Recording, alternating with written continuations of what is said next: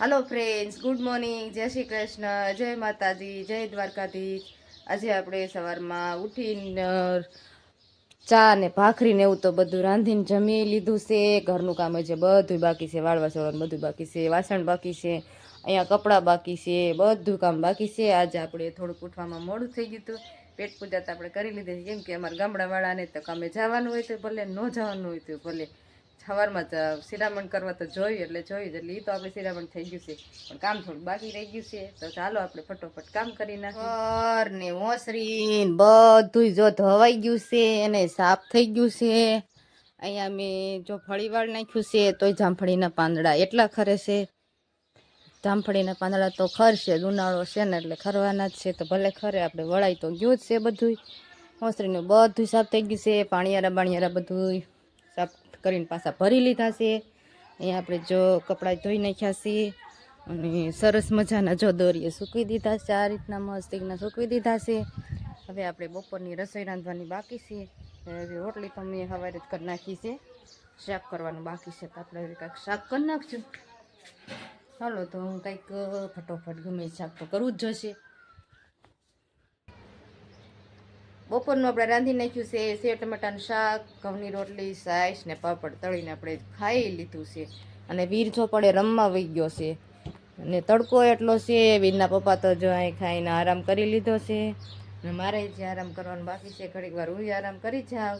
મારે જવાનું છે બપોર પછી પાર્લરમાં અને કટલેરીની દુકાને જવું છે, કેમ કે કાલે મારા જેઠના છોકરાની હગાઈ કરવા જાય છે, એટલે પાર્લરમાં અને કટલેરીની દુકાને તો આપણે જવું જ પડશે।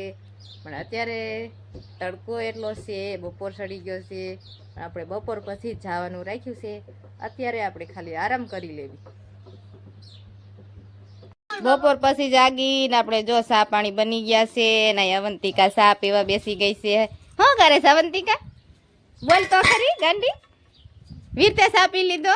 ના ના, ખોટાડી ના શું થાશો, પી લીધો તોય આલાવી ના આપણે, તું પી લે એ બીજા ખાઈ લો।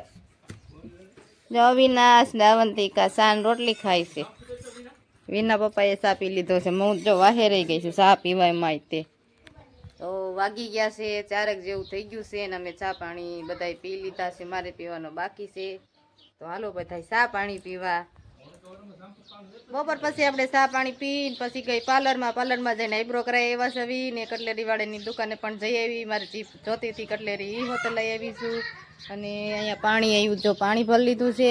હવે દહીંનું દળવાનું બાકી છે, તો દહીંનું દળવાનું હમણાં ચાલુ કરી દો। ઘંટીને કેટલી ભૂખ લાગી છે, એટલે ઘંટી કે કાયો કે મને ચાલુ કરી, બહુ ભૂખ લાગી છે, એટલે એને હવે ચાલુ કરી દો। નાસ્તો હું કામ કરીને એટલે થાકી ગઈ, જો લુગડા ધોવાના, રાંધવાના, ફળિયા વાળવાના, આખો દી નકરા કામ જ કરવાના, કામ કરીને થાકી જાવી। તો બધાથી પહેલાં મારે હવે ઘંટી ચાલુ કરી દેવી પડશે, પછી જે વાળુનું આમ રાંધવાનું બાકી છે, તો વાળુનું રાંધવું જશે। આખો દી આપણે કામ કરીને થાકી જાવી।